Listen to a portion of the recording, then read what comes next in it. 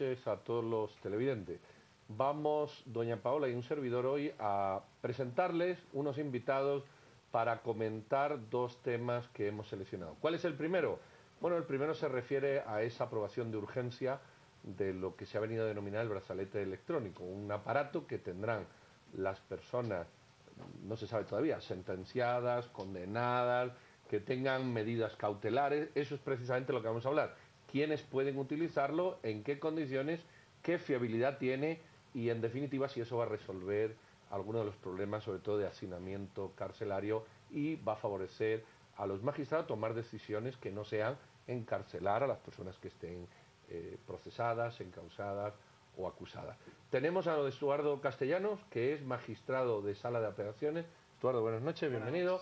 Y Leonel Lira, diputado de Encuentro por Guatemala, y además fue el ponente de esta ley de control telemático. Leonel, buenas noches. Y doña Paula, buenas noches también. Buenas noches, Pedro, ¿qué tal? Gracias por acompañarnos en esta discusión. Empecemos con el diputado. Cuando se plantea esta iniciativa de ley, se busca congestionar las cárceles que se conoce que están atestadas. Pero llama la atención que la hayan aprobado de urgencia nacional y genera mucha suspicacia porque puede beneficiar a procesados indicados por delitos de corrupción que esperan un juicio e irse a su casa para Navidad, piensan algunos. ¿Usted cómo lo ve, diputado? Bueno, primero, rápidamente voy a contar la historia. La iniciativa de ley se presentaron en abril de este año, se presentaron 3 iniciativas por 3 diferentes partidos dentro del Congreso. De esta surge un dictamen, hay algunas enmiendas que se presentan y se hace una mesa técnica, se conforma una mesa técnica en donde participa la Comisión de Reforma Sector Justicia, que tengo el honor de presidir, el Ministerio Público con un equipo de abogados, el Sistema Penitenciario, la Policía Nacional Civil y una organización de la sociedad civil que ellos están por aplicar el tema del brazalete en temas de protección de violencia familiar.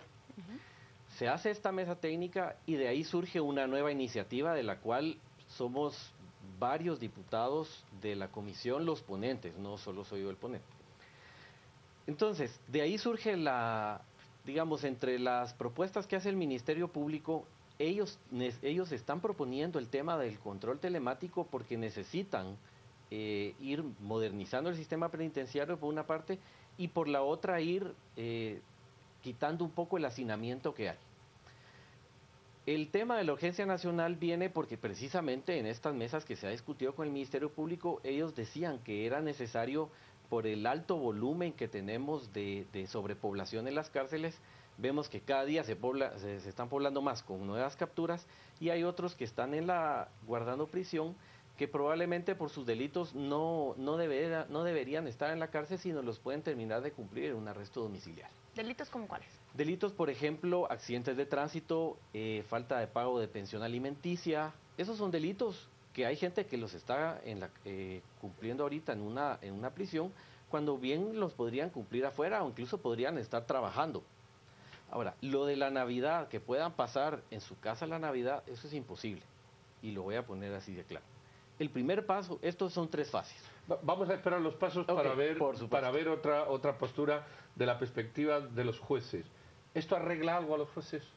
¿Sirve para algo y en qué condiciones? Yo creo que sí, Pedro. O sea, creo que esta ley hay que enfocarla desde 2 perspectivas muy puntuales. La primera, que sí viene a afrontar un problema estructural del sistema penitenciario que estaba colapsado o está colapsado actualmente y que sí era necesario hacer algo.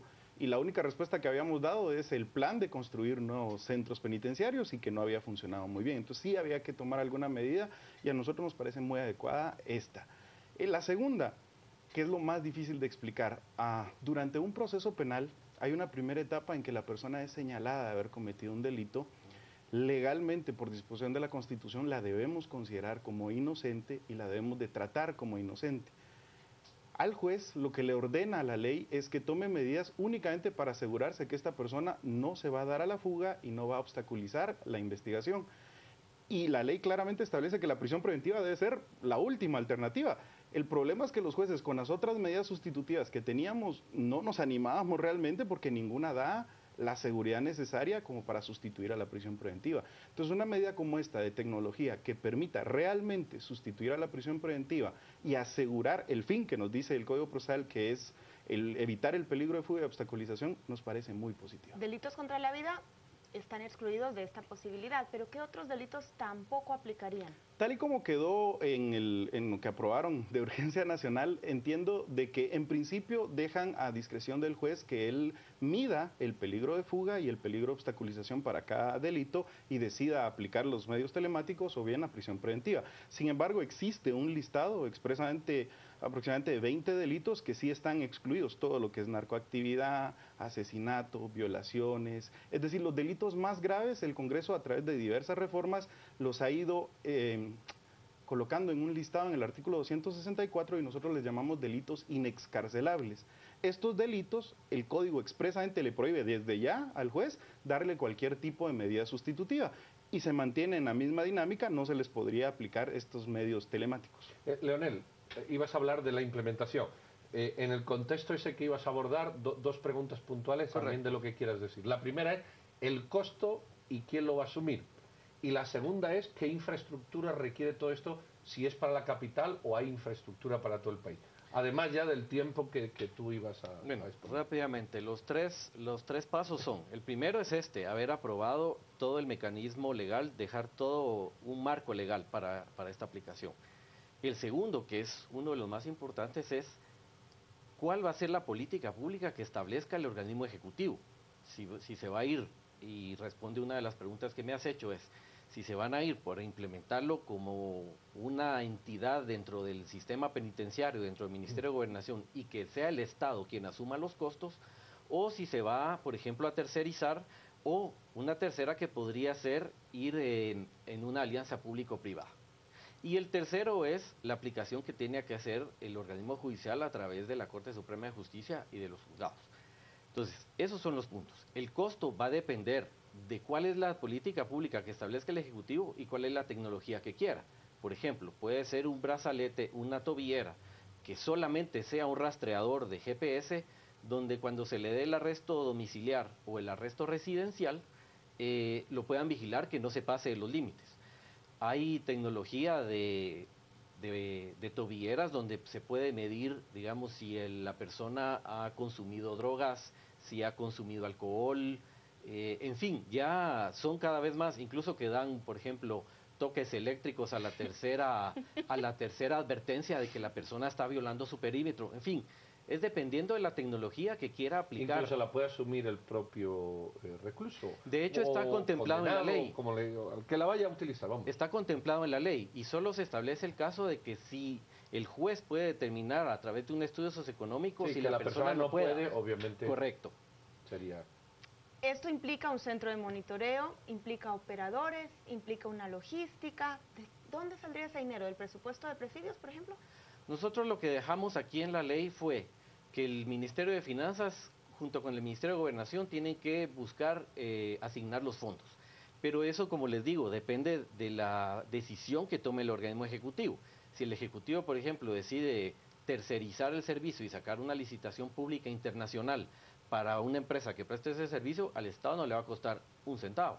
Si decide una alianza público-privada, pues probablemente la inversión que tenga que hacer el Estado va a ser menor. Ahora, si deciden tener que sea el propio Estado el que cargue con esto, sí es una inversión grande porque hay que comprar hardware, software, los brazaletes o la tobillera, más la capacitación, todo el andamiaje legal que esto necesita, todo el andamiaje tecnológico que esto necesita. Magistrado, ¿se requiere, desde su punto de vista, aunque todavía es pronto, pero ¿se requiere alguna capacitación especial o esto es algo que cae en el organismo judicial y es una herramienta que, como es filosófica, es tecnológica, pero la tecnología la aplica otro? El juez solo aplica la filosofía de uso. ¿O se requiere comprender esto por parte de los magistrados de una manera, no sé, diferente a como ya se han capacitado ustedes para aplicar otro tipo de medidas? Sí, yo considero que el organismo judicial en ese tema no necesitaría invertir mucho en capacitación. Los jueces son personas preparadas en el ámbito jurídico y el tema aquí es que la decisión que el juez debe tomar es una decisión jurídica y se basa en la medición del peligro de fuga o del peligro de obstaculización. El tema es que también en la iniciativa que aprobaron hay otros componentes, es decir, no se aplica solo a las personas que están siendo procesadas, sino que lo dejaron destinado también para cuando hay una denuncia de violencia contra la mujer. Sí. Se pide una medida de seguridad y el juez considera necesario que esta medida, para realmente garantizarla, ordenar que vaya acompañada de medios telemáticos para monitorear que la persona que se le ordena no acercarse a la presunta víctima, ¿verdad?, efectivamente cumpla con la orden del juez. Eso requiere alguna capacitación en los centros de atención a la víctima, del Ministerio Público y una coordinación especial, pero realmente no creo que necesite una gran logística para el organismo judicial. Hay un grupo que no estamos manejando, es el grupo que maneja el juez, pero también hay ya personas en el sistema penitenciario que pueden verse beneficiados de esto por tener ya a punto de cumplir la condena. ¿Esto se hace también a través de tribunales o se puede crear una figura diferente dentro del sistema penitenciario que aplique pues estos medios a personas, como ha dicho el diputado, personas implicadas en accidente de tráfico, de buen comportamiento? Sí, cuando una persona ya ha sido condenada, el control del cumplimiento de esa condena le corresponde al juez de ejecución. La iniciativa o el decreto que aprobaron establece precisamente que en las últimas fases de cumplimiento de una condena se puede ya dejar en libertad condicional a la persona, implementando además los medios telemáticos para control de la ubicación de la persona, pero siempre es bajo control de un juez. Diputado, vuelvo a la pregunta inicial. Por ejemplo, sindicados de asociación ilícita, cohecho pasivo o activo, lavado de dinero, ¿podrían gozar de este beneficio cuando esté implementado? Mire, recordemos, y tal como lo decía el magistrado, nosotros aquí en la ley que aprobamos ni siquiera establecemos los delitos. Lo que decimos es que nos retrotraemos al artículo 264 del Código Procesal Penal, que es el que establece la lista, donde está el capítulo, por ejemplo, los delitos contenidos en el capítulo 7 de la ley de narcoactividad, donde están delitos contra la vida, donde están delitos de defraudación tributaria, donde están delitos de falsificación de medicamentos y otros. Si hay un delito que tenga medida sustitutiva, por supuesto que puede aplicar, pero ahí entra el criterio del juez que se quedó acá. O sea, en ningún caso se dice que es obligatorio y que automáticamente el delito tiene medida sustitutiva, obligatoriamente el juez le tiene que dar el beneficio de la medida de utilizar el brazalete o la tobillera. No, siempre queda y se respeta el criterio del juez, que es el que va a determinar. Incluso hay un aspecto interesante que dejamos nosotros en la ley y es, por ejemplo, hay casos donde hay peligro de fuga, pero que se le puede dar prisión preventiva, pero que por el peligro de fuga no se le da el arresto domiciliar. Con el dispositivo sí, porque aquí creamos una nueva figura que se llama arresto residencial y es el arresto en la residencia. Una cosa es el domicilio. Mi domicilio es la ciudad capital, pero mi residencia es una dirección exacta que es mi casa. Entonces, bajo esos criterios, es el juez el que va a decidir si el delito, aún teniendo derecho a medida, se le otorga el beneficio o no. Vamos a ir a un corte, vamos a ver qué hay en redes sociales, que a ustedes les interesa, y vamos a seguir con nuestros invitados tocando este tema del brazalete electrónico para personas privadas de libertad o señaladas o acusadas, aunque el juez disponga que así debe ser. Volvemos en unos instantes. Bueno, aquí estamos de regreso. Rocío, ¿algo en redes? Así es, Pedro, muchos de los cuestionantes que tienen nuestros usuarios a través de las redes sociales giran en torno al costo que tendrán estos brazaletes, pero veamos cuáles son algunos de los comentarios. Comenzamos con Lapa. Cualquier discrecionalidad dada a un juez es fuente de corrupción e injusticia. Kevin nos dice, pregúntale a quién asumirá la custodia de los dispositivos. Sergio Vives, ¿y cómo de a cuánto va a ser el negocio ese de los brazaletes? Supongo que va en la línea del arrendamiento del servicio. Luis Chigara nos dice, diputado, ¿por qué no apoya la pena de muerte y ahorramos los gastos del brazalete? Maripaz, pues ojalá que se siga dando a conocer con transparencia y que la concesión se haga apegado a las reglas. Y por último, Josefina Morales, ¿y de cuánto se trata la compra de los brazaletes? Estos son los comentarios que tenemos ya a través de nuestras redes sociales. Regresamos con ustedes, Pedro y Paula. Muy bien, ahí han visto muchas preguntas que pueden contestar ahora, pero yo quiero lanzar una que se ha tocado, pero las demás las pueden contestar cuando ustedes consideren. ¿Cuál ha sido el debate en el Congreso al respecto? Es decir, ¿ha habido una unanimidad?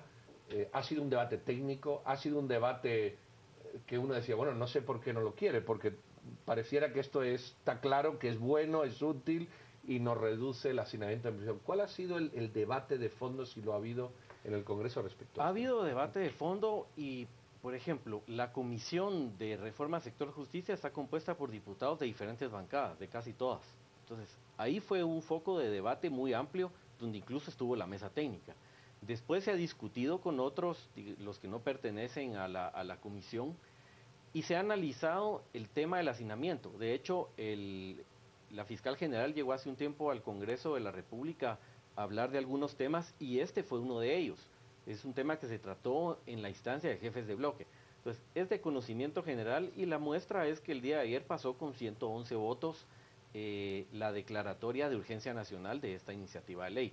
Si es un tema, y miren, yo entiendo realmente toda la crisis política que hemos pasado, todo los delitos que se cometieron, la corrupción, pero la población debe entender que esto no está enfocado en las personas que cometieron delitos de corrupción.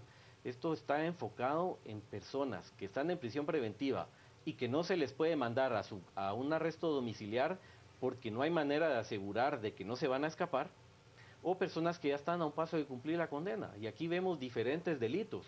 Puede ser un homicidio culposo, puede ser un problema con una deuda, con un cheque. Hay diferentes tipos de delitos que no están relacionados con corrupción, que pueden ser ventilados y que pueden ser solventados en este tema e ir liberando las cárceles para que estén los que de verdad tienen que estar ahí guardados por delitos contra la vida y por otro tipo de delitos. Y esa propuesta de ley de aceptación de la culpa, que también está el Ministerio Público interesado en que se conozca en el Congreso, ¿qué tanto complementaría esto para descongestionar las cárceles? ¿Será que ya no es necesaria?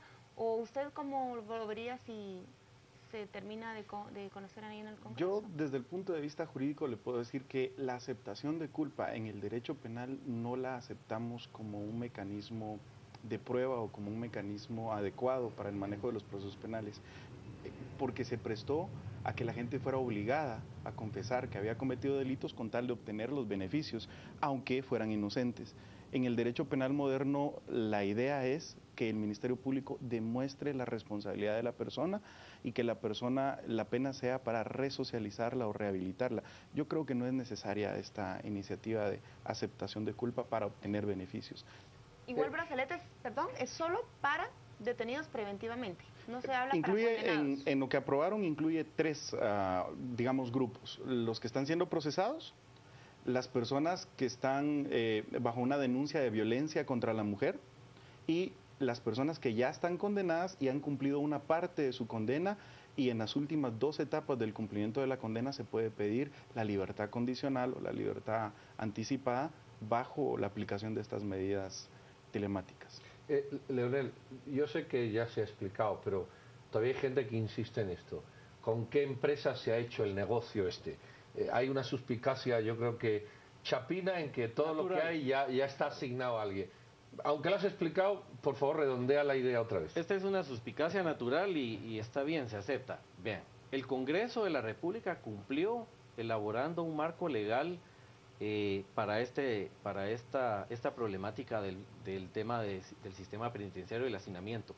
Aquí, como ustedes pueden ver, no se habla del cómo se va a hacer. Esto se le deja al organismo ejecutivo, que tiene 2 meses para elaborar el reglamento. Se dice, y se deja aquí un artículo donde dice que el Ministerio de Gobernación deberá asignar los recursos. Eso es lo que se dice, pero no se está diciendo cómo se los van a gastar. Ya es decisión del organismo ejecutivo qué va a hacer. Si va a sacar una licitación pública nacional o internacional para ¿Nadie las vende empresas, esos brazaletes en Centroamérica o sí? No lo sé. Y esa es la prueba más concreta que tengo de que aquí no hay negocio. Yo no sé si hay empresas que se dediquen a eso acá en Guatemala, en El Salvador, el resto de Centroamérica o en América incluso.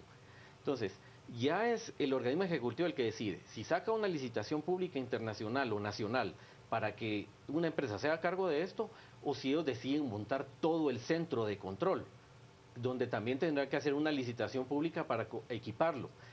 Eso le corresponde. O lo monitorean desde Alaska. Sí, pero quiero decir, la tecnología puede permitir como un call center. Como un call center, correcto. Esto es competencia exclusiva del organismo ejecutivo y nosotros, por lo tanto, como Congreso no tenemos nada que ver en este Preguntémosle al tema. magistrado cuál es el referente más cercano que tenemos de este dispositivo. En Panamá lo están utilizando ya. Según el estudio que hicieron en la comisión, sí se utiliza ya en Panamá, en algunos países de Sudamérica y obviamente Estados Unidos, ¿verdad? Sin embargo, sí resulta preocupante el tema del costo. A mí sí me preocupa un poco porque a pesar de que la iniciativa aprueba de que parte del costo la va a cubrir la persona que goce de la medida, y que eso yo sí estoy clarísimo, que cuando a alguien usted le dice, le aplico una medida sustitutiva, pero usted tiene que cubrir el costo, y si no se queda en prisión preventiva, fijo que sí lo van a cubrir. Pero hay una gran parte del costo que va a tener que asumir el Ministerio de Gobernación, que yo sí realmente no creo que esté preparado financieramente para hacerlo. Porque toda la implementación del centro de monitoreo o de la compra inicial de todos los aparatos la tiene que asumir el Ministerio de Gobernación, ya sea directamente o por concesión o lo que hagan, pero sí es un costo muy alto. Y hay otra parte que es los brazaletes que se utilicen para controlar a las personas a las que se les den medidas de seguridad por casos de violencia contra la mujer. Ellos no van a querer cubrir ese costo, porque ahí es, la esposa dice, mire, mi esposo me maltrató, me pegó, el juez ordena que no se acerque a la casa y luego le va a decir y le implemento un dispositivo de estos, ellos no van a querer asumir ese costo. Un matiz, ¿es solo para personas señaladas de violencia contra la mujer o es para personas señaladas contra violencia a otra persona y que requieran una separación por la razón que sea? Está dentro de la ley de violencia intrafamiliar, o sea, sería de cualquier miembro del grupo familiar. Bueno, pues yo creo que aquí hay tips suficientes para empezar a promover qué se va a hacer con esto, cómo se va a financiar. Creo que tanto el magistrado como el diputado han dado líneas suficientes para incluso terciarizar y que lo hagan, pues no sé, compañías privadas o elementos que vengan de fuera o quien sea, porque a fin de cuentas es una pantalla, un monitor y un aviso a la policía que será la que tenga que actuar o al juez. Pues señores, don Estuardo Castellano y don Leonel Lira, muchísimas gracias. Ahí tienen, estamos dando pasos de gigante, esperemos no dar retrocesos de cangrejo.